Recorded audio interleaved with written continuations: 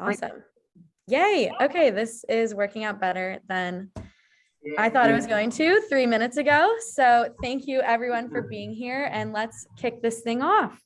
Camille, you are a co-host, so if people start trickling in, would you please let them into the meeting? And then everyone should be able to, the speakers should be able to have sharing abilities. Okay, deep breath. Hi, everybody. I'm Annabelle Wyrick. I am one of this year's campaign assistants for the UW Combined Fund Drive, and I'm very excited to be here all with you today. We here at the UWCFD really wanted to make sure that we continued this Lunch and Learn program, especially in the hybrid, remote, whatever the heck we're doing here world. We wanted to be able to give our organizations who do such great work in our community a space to continue telling their stories. And so what we're going to do here today is listen to a few speakers talk about homelessness, and we're going to be having questions at the end. If you feel as though you might forget your questions, just pop them into the chat and we can revisit them at the end. So today, as I said, we're going to be talking about homelessness. Anyone living in and around Seattle can see the crisis of homelessness today. Each person experiencing homelessness in Seattle has a lot of different needs, whether that be the weather's turning or COVID-19 eviction moratoriums ending. There's a great need for resources to prevent folks from losing their homes or needing a dry and safe space to live. So today we have organizations who are going to be talking about all the different areas that they help Seattle's homeless population. And Josh, you are our first speaker. Josh is from LIHI, that's Low Income Housing Institute. And this year, the Low Income Housing Institute is our nonprofit of wait, what am I trying to say? Our spotlight nonprofit this year. And they just put up a new village at 45th and Roosevelt. That's Rosie's Village. So Josh, take it away.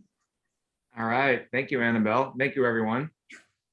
Annabelle, I've never seen someone roll with the punches so well. It's really good. I've had that happen before, by the way. So trust me, I've done all that stuff. So yeah, thank you for having me today. And I feel like I was prepared for this one because now I have the appropriate shirt on, and I have this hat, you know, the whole thing. So I'm showing my pride today. So I'm Josh Castle. I actually graduate from the UW and graduated with a social sciences degree. And I was raised in Seattle. I'm going to close this door before this bee gets in. Okay. I was born and raised in Seattle, walking distance from the Ave, from the U District, so in the Ravenna area. So I have pretty deep roots, and I now live up here in Greenwood. So I didn't go too far.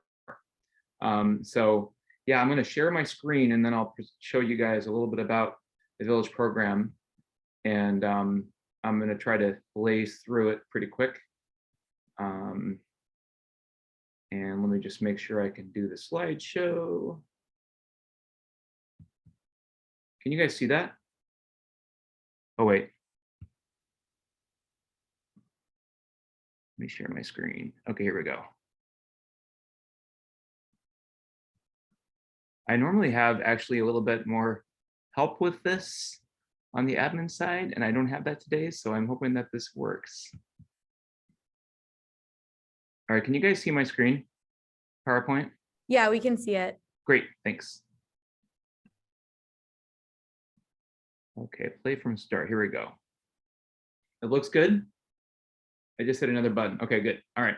So here's that's me. So okay, a couple things. I'm gonna give you just a quick overview of what LIHI is all about. So LIHI has been around. We're celebrating our 30th year anniversary, and we provide affordable housing. We've been building and developing affordable housing for that 30 years.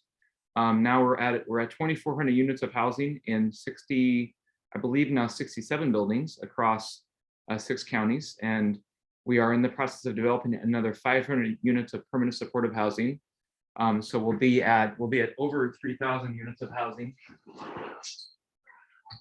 1 second. We'll be at over 3,000 units of housing in over 70 buildings. We also have 2 urban rest stop hygiene centers in downtown and in the Ballard area. We had one in the U district, by the way, right in the neighborhood, and it had to close because the church needed to renovate. So we're really hoping to bring an urban rest stop back to the U district. And it'll actually it may take some advocacy to get there. So we can have that discussion another time. So on our Tiny House Village program, we have 14 of those in 4 different cities or communities: Seattle, Tacoma, Olympia, and the unincorporated King County in Skyway. That was the one that most recently opened a couple of months ago.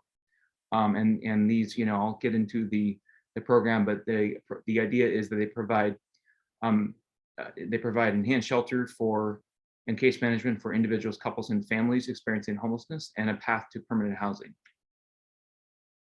Here's kind of a look of our clay apartments that we opened back in March.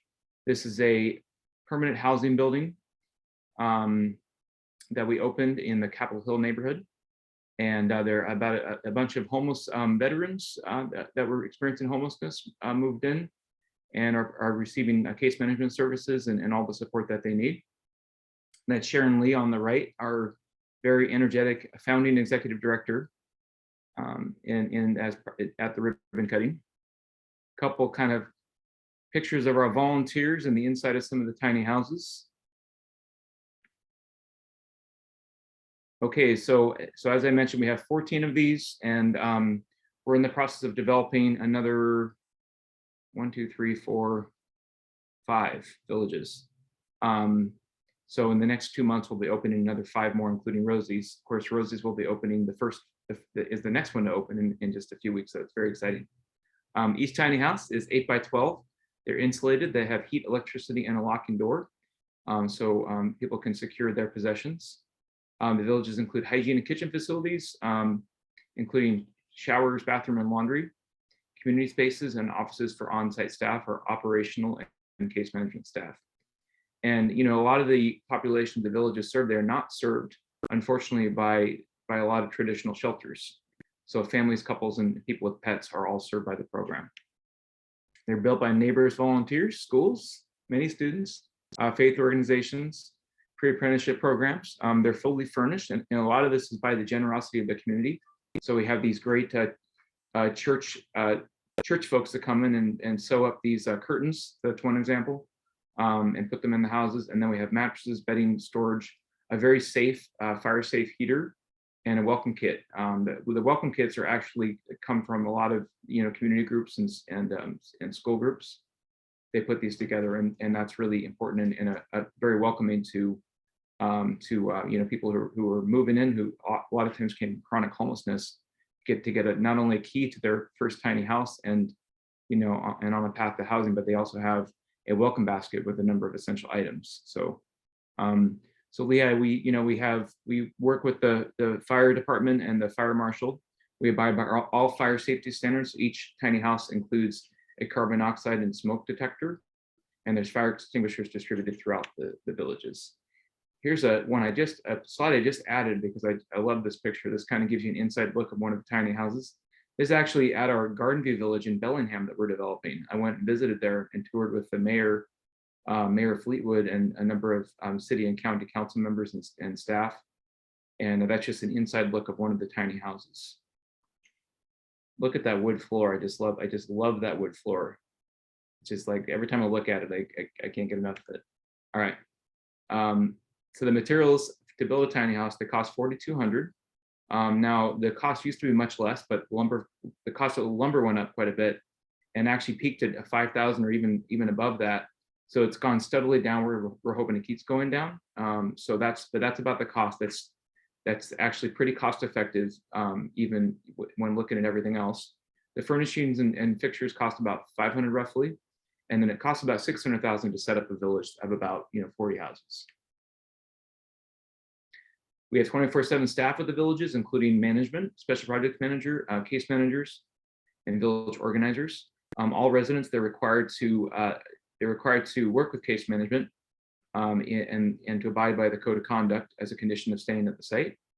We also employ grievance procedures to address any resident concerns that come up. We have full-time case managers on site. They are very talented, resourceful folks. They are helping with residents getting into housing, gaining employment, getting healthcare, childcare, getting IDs and documentation, education, and more. A lot of people want to seek an education, so they help them with that process. One thing that is kind of, something that's interesting to note is that a lot of people who are coming into a village, I mean, they're dealing with all kinds of challenges. They're dealing with trauma. They've been, exposed to violence and the weather, and just not being able to secure their possessions at all. The constant risk of theft.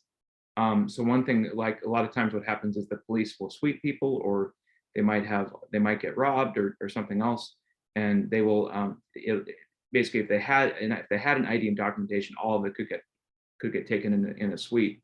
So what case managers do is the first step is like helping people with being in a place where they can recover and breathe and just know that they're in a safe place and get to that psychological state where they can actually like look at what's coming next, what's in their future.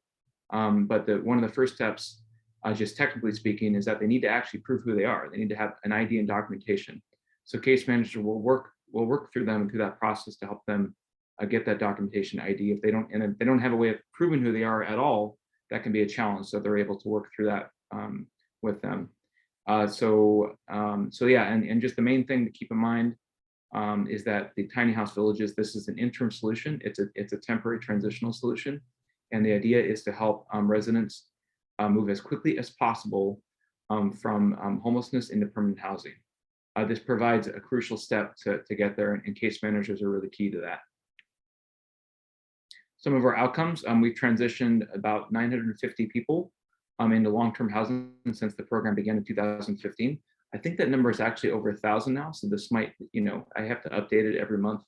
But now we're, that kind of gives you an idea, and that's 840 into permanent housing. And then there's transitional housing, which is also really important. That helps people. It's a 2-year housing program that the goal is to get into permanent housing when the program is done. And it's just like you're inside a regular apartment building, basically.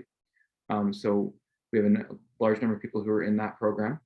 Last year, 53.4% of residents moved in, who exited and found homes, working with our case managers. So that's a vast majority of that was permanent housing. Some of that is transitional housing. So tiny house villages, they do have a significantly higher rate of exit to permanent housing than other shelter programs. Other forms of enhanced shelter, it's about 23%, and basic shelter, it's about 3%. So this is a very successful program at getting folks into housing. So since the program began in 2015, since the inception, we've provided shelter for 2,800 people in our tiny houses and enhanced shelters. One thing I forgot to mention is we have several enhanced shelters, like building enhanced shelters, including the Executive Pacific Hotel downtown, and the Lakefront Community House up in North Seattle, up in where I live. So we currently provide 584 shelter beds in tiny houses in Seattle and King County. A couple of pretty pictures. Here's True Hope Village at 18th and Yesler. Lake Union Village at 8th and Aloha in the South Lake Union neighborhood. TC Spirit Village at 22nd and Cherry. TC Spirit and True Hope Village are both sponsored by churches. So True Hope is True Vine of Holiness Missionary Baptist Church and New Hope Missionary Baptist Church. So we combine them together into the title True Hope. And then TC Spirit Village is the Christ Spirit Church. We also have a tiny house village, several of them in Tacoma. One of them is on the massive Puyallup Tribe Reservation that happens to land in the Tacoma city limits. So we work with the Puyallup Tribe on this. And in fact, we're basically working with them to basically, develop the village, help them with operations, show them kind of how we typically do it. And then basically we would hand it off to the tribe. They have a very robust process around helping the residents and wraparound case management services. So this provides tiny homes for 40 members of the Puyallup tribe who are experiencing homelessness. And basically we're actually like probably 6 months or so from from fully handing off the village. So we're kind of just working with them really closely on that. So we're really excited about that partnership. And then and now we have Rosie's Village in the U District, which is I know you guys are very excited about. So that's it's pretty close. It's at 45th and Roosevelt, kind of that main corner right there on Sound Transit property, just south of the Mazda dealership. We're going to have 36 tiny houses. We're moving in the last tiny houses pretty soon, along with the community kitchen this week over the next couple of days. This is going to serve up to 50 people, and that includes individuals, couples, and people with pets. This is going to be a harm reduction model style village. So there'll be people who come in who have substance use disorder or have mental health challenges. And we have behavioral health and case management who are going to help every individual with their individual needs. And a lot of the referrals are going to come from the U District, from District 4, because we know that there's a big homelessness issue, local issue, and there's a lot of youth who are homeless, and there's a lot of especially LGBTQ youth who are homeless. So this will go to serve a lot of folks in those categories. So that it'll include again, hygiene facilities, just like the rest of them, with restrooms, showers, and laundry, a community kitchen, community spaces for meeting and dining. All community spaces will be ADA accessible. It'll be a 6-foot perimeter fence surrounding the village, and 24/7 operations and case management. Couple of pictures. Oh, and I think, how'd this get in there? That's me with a couple of the UWCFD Combined Fund Drive. You know, you guys are all, a couple of you guys are in here. I think, yeah, I think I see you in there. Annabelle and Kate, and I see you guys in there. And so, yeah, Jolene. So good to see you guys. And that was a great day when you visited the village, and I think that was you guys got to see some volunteers in action and learn a little bit about the program. So more fun to come. Here's a couple of the pictures of our site.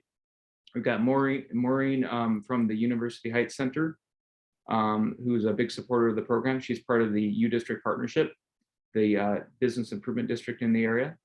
District 4 City Council Member Alex Peterson, who's been very supportive of the project, very involved in it. And you guys are very lucky to have him. He represents the District 4, U District, Wallingford, the UW, Ravenna, all of that.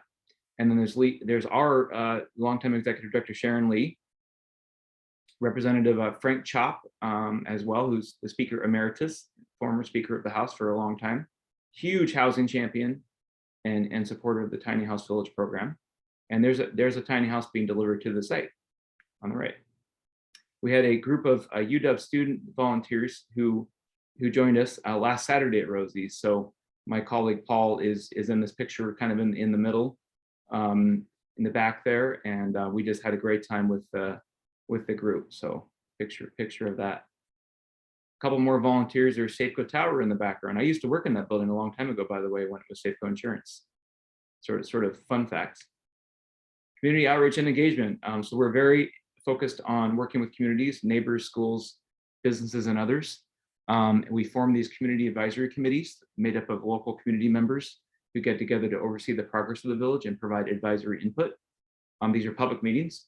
Any of you who are interested are welcome to attend those meetings. They're monthly typically, but for about an hour and a half. And if you would like to apply to be on the CAC, send me an email and I can help you out with that process.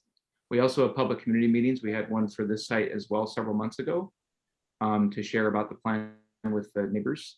And then we respond promptly to questions, concerns, ideas, or if people want to volunteer or donate, they can reach out to us. Here's a couple of key email addresses. tinyhouses@lihai.org. If you remember nothing else, remember tinyhouses@lihai.org. That's your go-to for pretty much anything. But we also have a couple other key folks listed on here. We have a volunteer programs manager who I work with really closely. She actually started with us a few months ago, and she was a case manager with LIHI before that. So she comes with a lot of really great experience working with clients, and now she's working with volunteers and organizing them. Ala Hassan, and that's her email on the screen. You can also email Aaron Long for a financial donation, or really he has a long history with LIHI, so you can, any questions you have. And then there's our donate link, and a couple of pictures of our AmeriCorps members are up in the upper right-hand screen, by the way. We have a bunch of AmeriCorps that we work with. We have 4 more coming this year. And then in the lower left-hand corner is a couple of my coworkers, Brad Gerber on the far right there, who was the one who kind of manages the construction, John Brown, Naomi C, and Steven. So, and that's it. Josh, thank you so much. Thank you very much. I appreciate all your support, by the way. Thanks for having me today. I'm grateful that you guys have picked LIHI and the Tiny House program to be supportive. We really crucially need that kind of community support and support from the UW. So I really appreciate it, and I'm especially proud as a Husky that you guys are doing this. So so thank you very much, and I'll just leave it at that. If you guys have any questions, I'll put my email. I actually didn't enable the chat in okay. yeah. So I will definitely make sure everybody gets emails out after the Lunch and Learn. And we loved coming to visit. So thank you so much. I was so surprised that all of the tiny houses were made from all these different organizations coming together. That was really awesome. Okay, our next speaker is going to be Katrina Scarlett, who is the annual fund manager at Mary's Place, who we also got to visit their Amazon location, which was amazing. So take it away. Yes, thank you so much for having me here today. I'm going to go ahead and share my screen for a short presentation. And I likely won't be able to see any of you once I do that. So let's see here. Okay. And all right, and I will be sharing a video, so I'm sharing my sound, but please let me know if you can't hear anything for any reason. Give me a shout. Will do. Okay, perfect. And you're all seeing the main screen? Yeah. Great. So like Annabelle said, my name is Katrina. I'm here to represent Mary's Place. We are one of the many organizations who are working to address the crisis of homelessness in our community. I'm really grateful to be here sharing more about the work we do alongside such great organizations. So Mary's Place, let's see here. We provide safe, inclusive shelter and services that support women, children, and families on their journey out of homelessness. And I first just want to share a short video with you. You can hear directly from a couple of the women and families that we have served to hear their stories and a little bit about our work.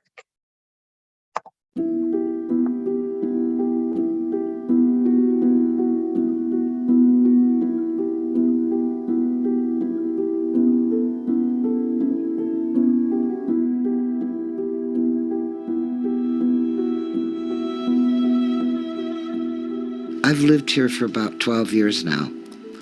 I've always paid my rent on time, but this last year has been just horrifying. I've had gallbladder removed. I've had 5 stents put in to unclog the vein to my heart. And now I have other health problems. And I'm behind on my rent. I'm worried about getting kicked out and being on the street. I wouldn't last out on the streets, I can tell you that. I'm stressing out. My health isn't good. I just need help.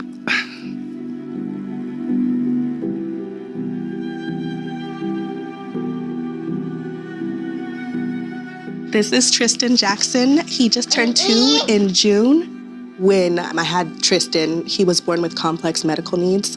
So we were in the hospital for about 6 months. The third day that we were discharged, Tristan stopped breathing. I ran downstairs with the baby and I screamed for somebody to call 911. And we spent another 3 or 4 months in the hospital. So when I was pregnant, I had already planned on going into a shelter because of my relationship. It was just not a healthy relationship. And I know that Mary's Place partners with Seattle Children's Hospital, so the transition of getting into the shelter was really easy.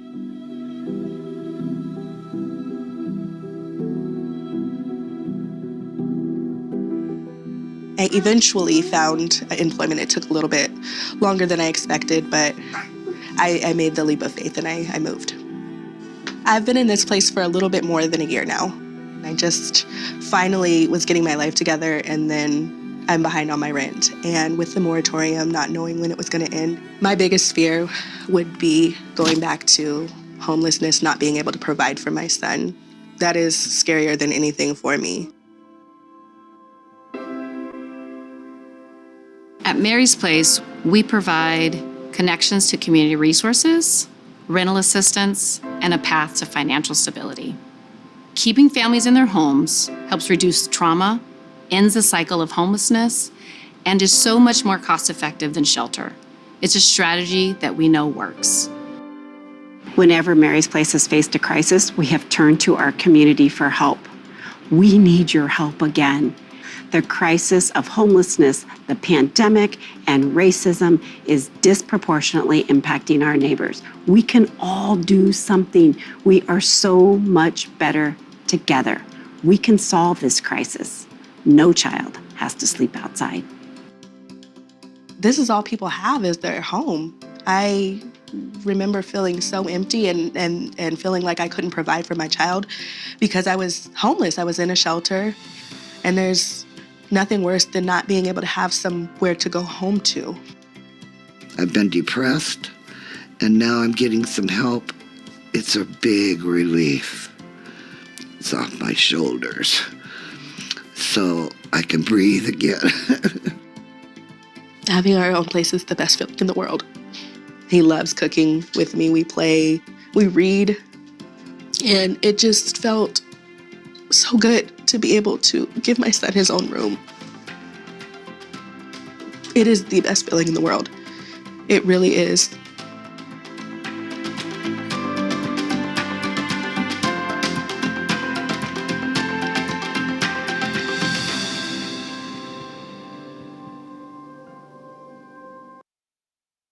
So that's just a little bit from a couple of the many families and women that we work with every day.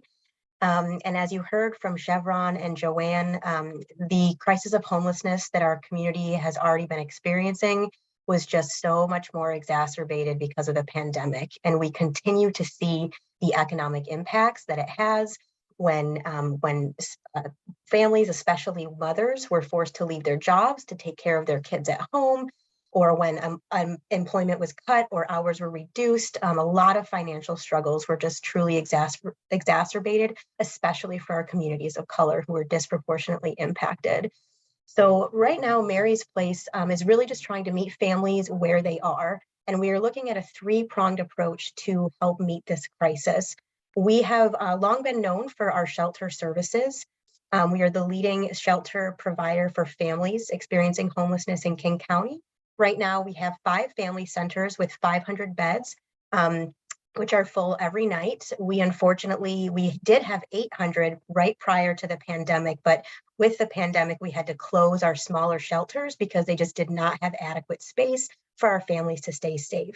So we are looking again to ramp that back up to increase our shelter capacity, because we know that once this eviction moratorium ends, whether it's the end of October for the state, the middle of January for the city, at some point there is going to be a flood of families facing eviction, and we know we need to be there to meet that. So until then, our second prong approach, which is pretty new to us, which we just started to really dive into this past year, is prevention. We know the safest place for a family to be is in their own home, and that's regardless of a pandemic.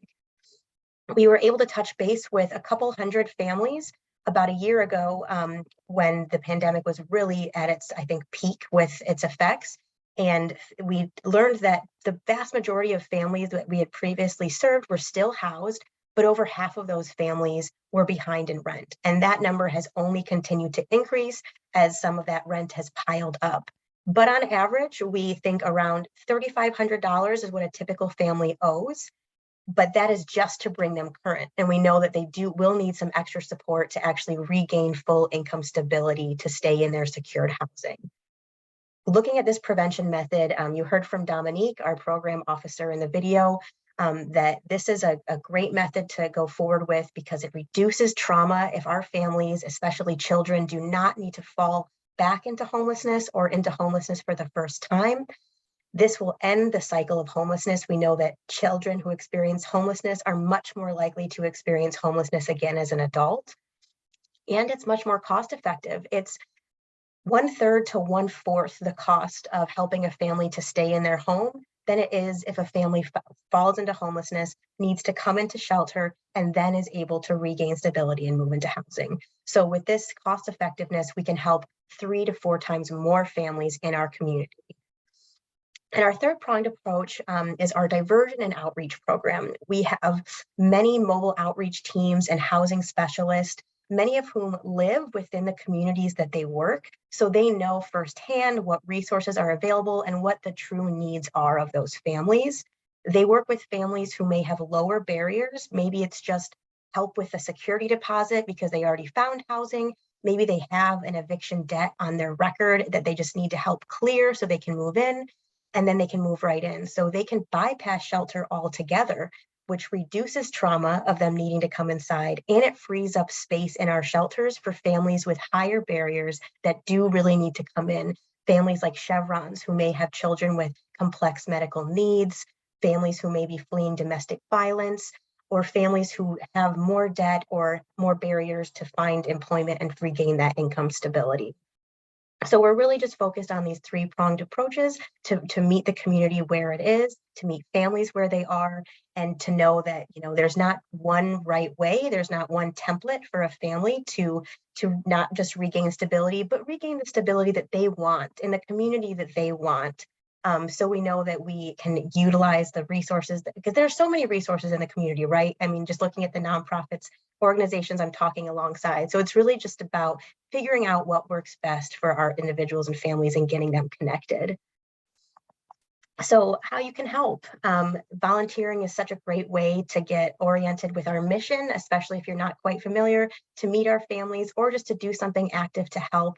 We are happy that we're finally able to start some more in-person volunteer opportunities, and we still have a lot of remote opportunities, whether you want to do something by yourself, with your family, with your colleagues. You can visit our website to find out more.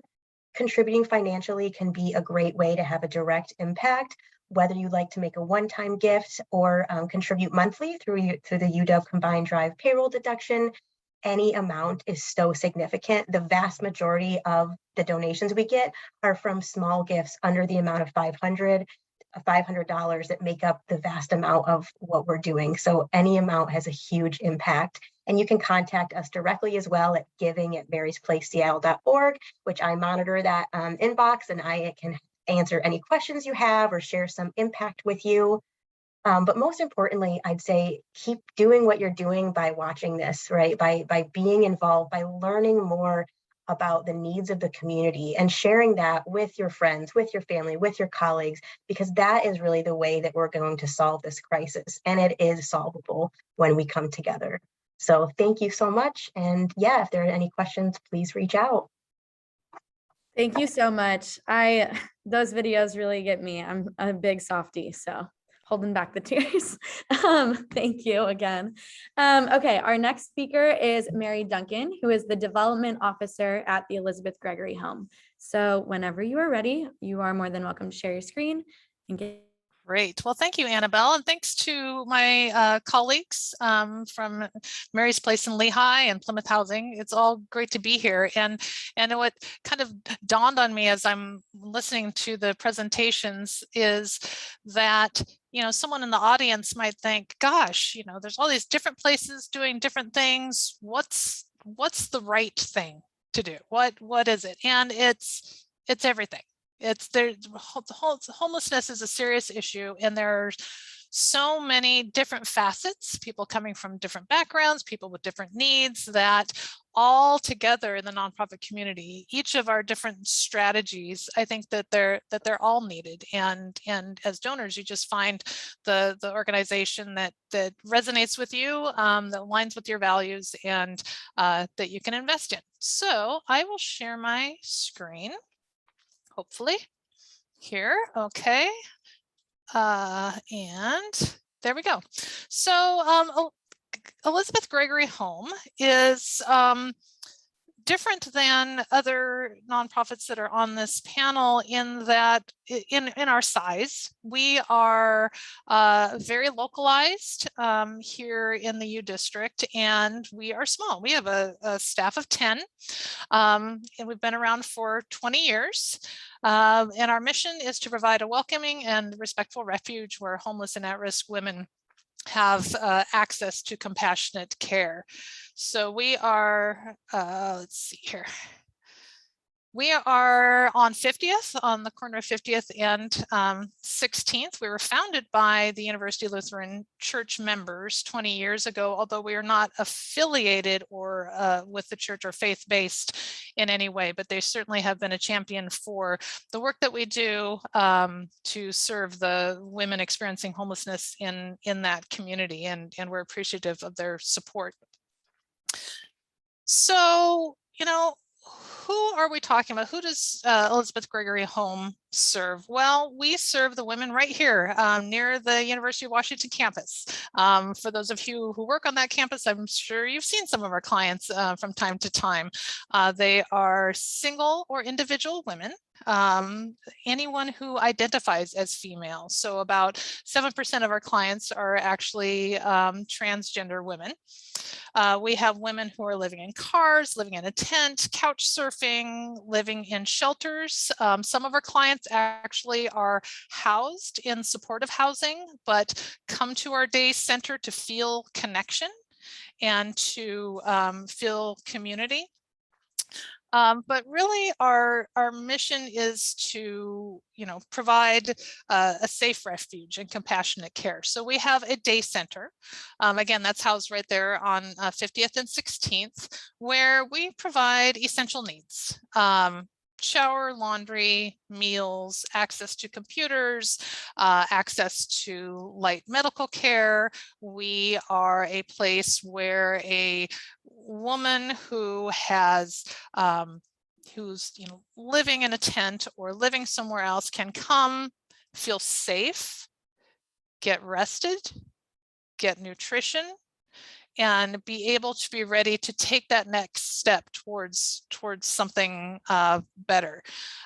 We see these days up to about 40 women each day in our day center.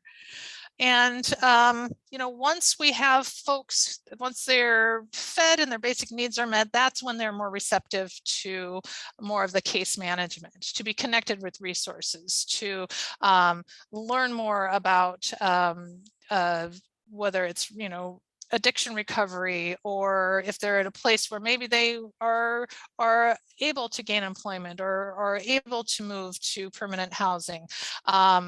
We really, you know, work with each individual woman has a different need. And one of the big things we do, just like Josh was saying, is getting folks IDs. That's a really important component to our work. The average age of the women that we serve is 47 years old. So the woman in the video from Mary's Place that was talking about being worried about being evicted. That's the type, those are the type of clients that we see coming to our day center for sure. Another component to our work is we do have a small transitional housing program.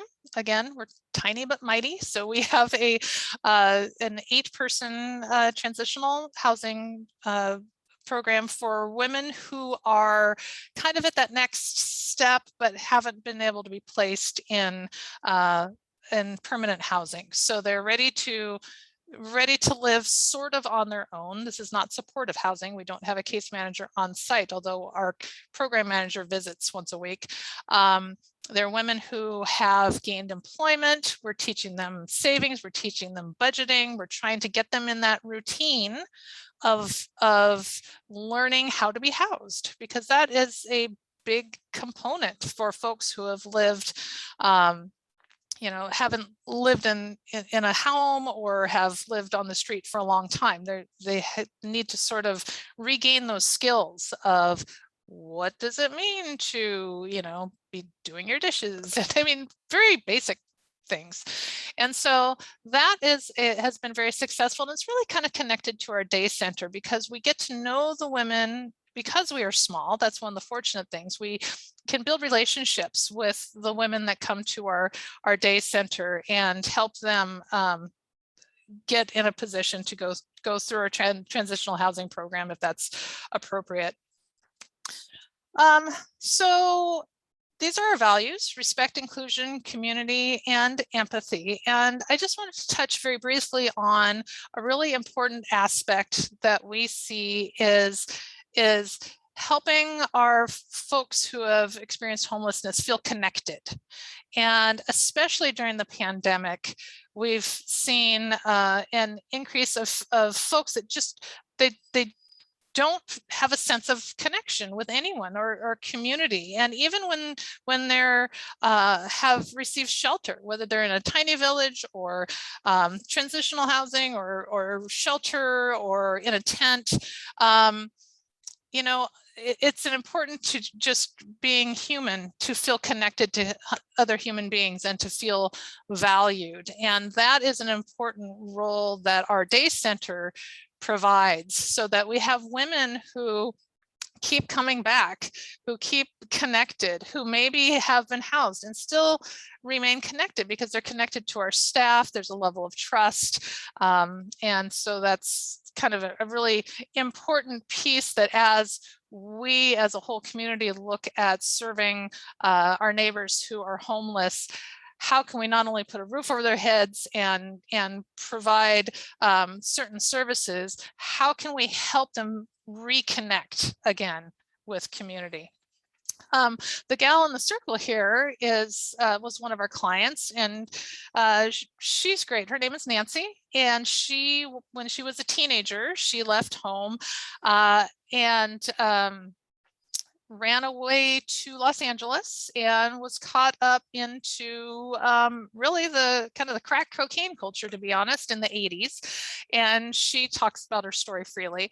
And she spent the life like that for a couple of decades, and then she was able to pull out of it. She gained employment and was working and fine and clean for a decade, and then got hurt and spiraled back down. And by now she's in her 50s, and she came to Seattle and just felt at the lowest of lows. And what do you do as a 50-year-old woman with a drug addiction? Well, and living on the street. Well, fortunately, she was connected with Elizabeth Gregory Home. She was able to be connected with the appropriate resources and was able to pull herself out of her addiction and get to a place where she stabilized. She came into our transitional housing program. She learned life skills, and last year was able to get an apartment of her own. Now has a job, has saved up money for a car, and actually volunteers back at EGH on a regular basis. So I get the pleasure of hanging out with Nancy every week. And she has just a light in our organization and can really connect with our clients, and really demonstrates the importance of sort of that intimate connection with people, and has really been helpful. So this is a part that I really love, is that EGH, Elizabeth Gregory Home, is really connected with and trying to even connect more with the University of Washington. You know, our neighbors here. Okay, can I pause for a minute? Can you hear the jackhammer?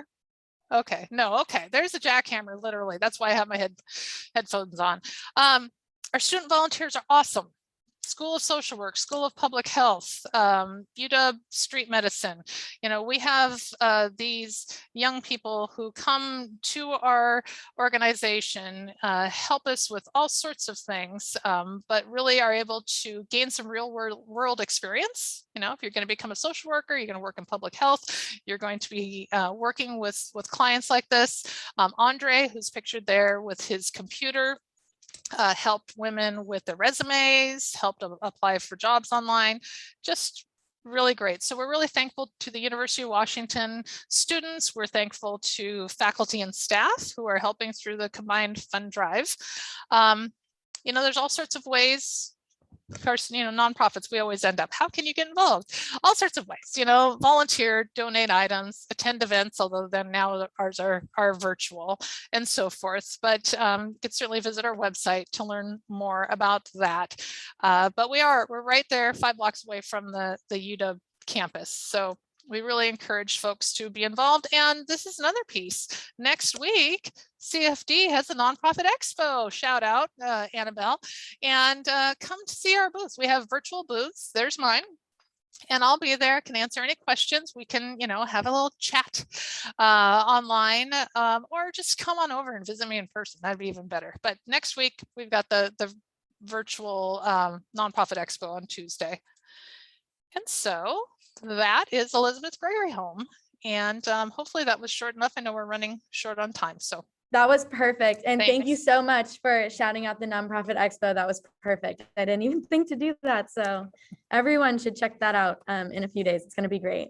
Okay. Yeah, we are almost out of time, but we're doing pretty well for what happened. So our next speaker is Kathy Martin, who is the Strategic Partnerships Manager at Plymouth Housing. So whenever you're ready, take it away. Great. Thank you so much, Annabelle. It's so great to be here and hear from everyone so far. Let me share my screen, hopefully. Okay. Is that working? Great. Okay, great. Hi, everyone. It's great to be here. My name is Kathy Martin. I'm the Strategic Partnerships Manager with Plymouth Housing. And so I will just be talking a little bit about Plymouth's work. I'll go quickly through some things and what we've been up to.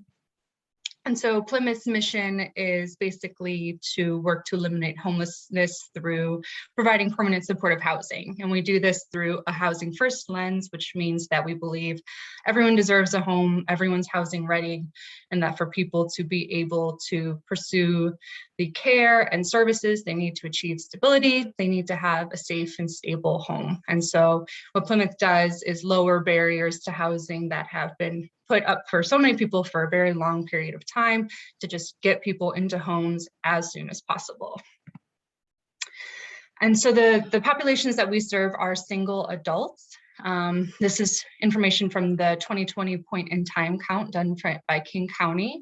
And so 11,751 people experienced some level of homelessness in King County in 2021, according to that count. And the population that Plymouth serves is people experiencing chronic homelessness. So that 3,355 number. And so that just means people that have experienced homelessness for a long period of time. So it's not transitional. And so that is the population that we work with. And within our buildings, where we serve about 1,100 people right now, I'll go into that a little bit more later. 97% are disabled, 58% have a mental health condition, whether that's PTSD, behavioral health, substance use disorder issues, anything like that. 47% are people of color, 14% are veterans, and 58% are older than 55.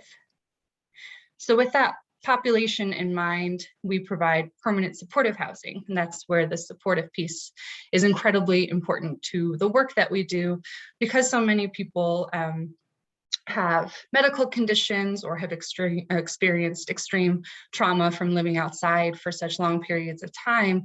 It's important to provide supportive services to make sure that they are healthy and thriving and surviving in housing. And so that's been touched on many times throughout today. What that means, in our case, it means we have on-site medical support, nurses.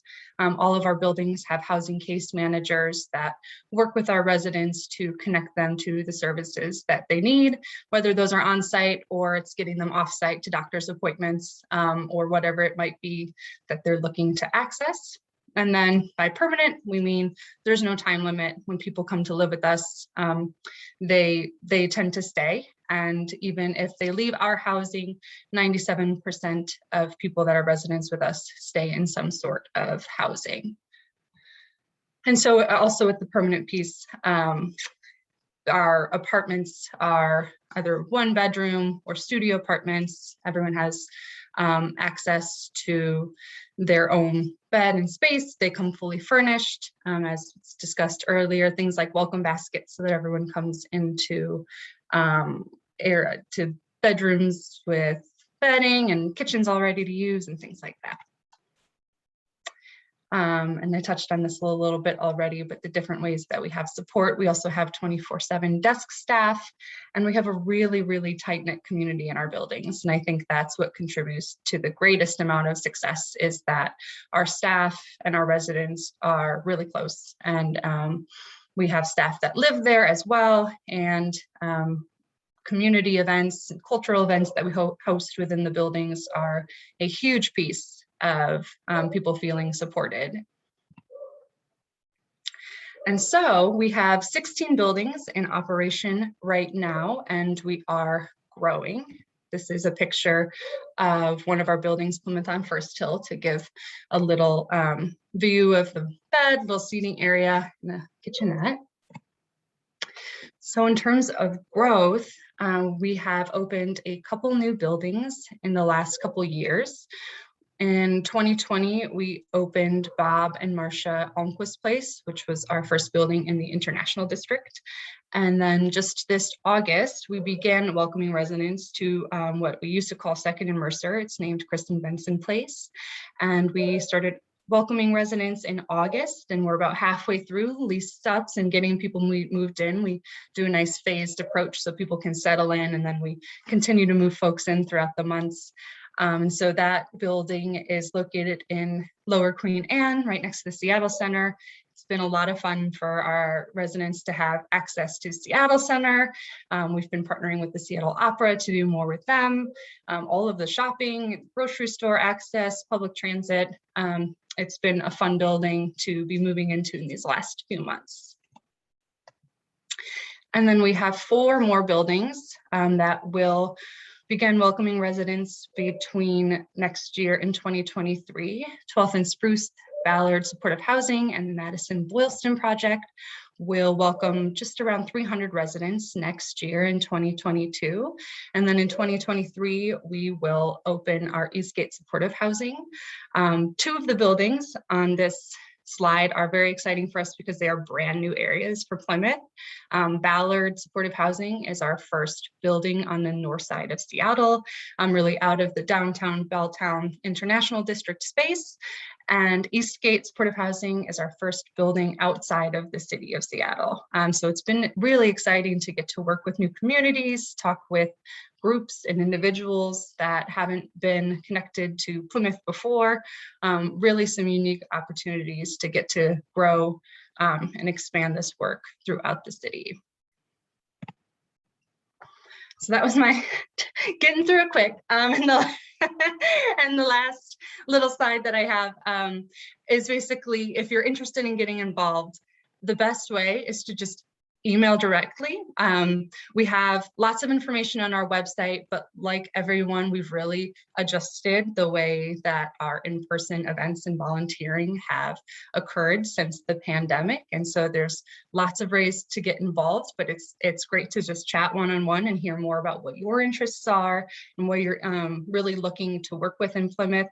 This picture is of one of our members of the Promoters of Plymouth.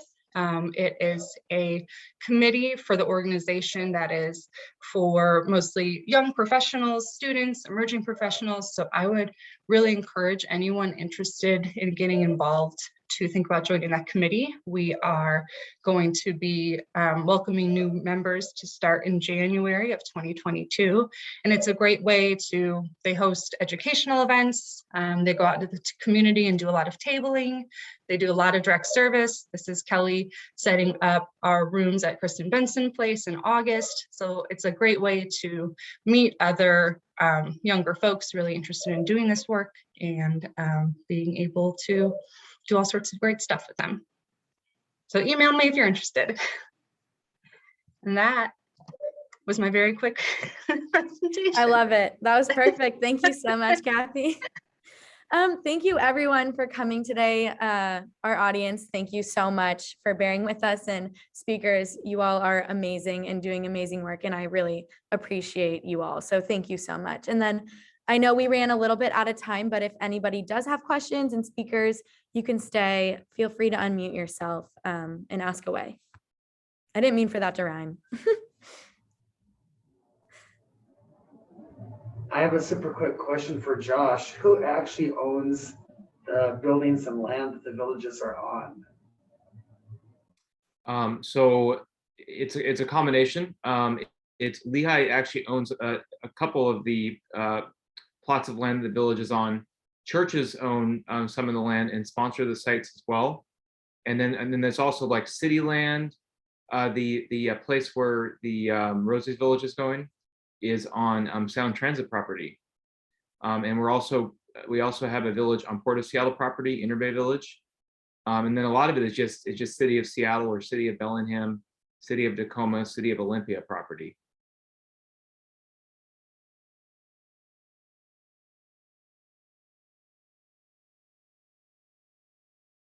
I'll just add really quick that it's really important that when we have these like great like faith organizations that provide the property for villages, and they have a future plan in a lot of cases to develop affordable housing. That usually is a process that takes like 3-4 years.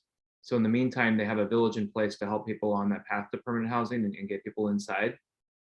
So it really is actually a crucial part of the program, the land that is offered for the program from these faith communities and of course from the cities that we work with. So, but it is a variety.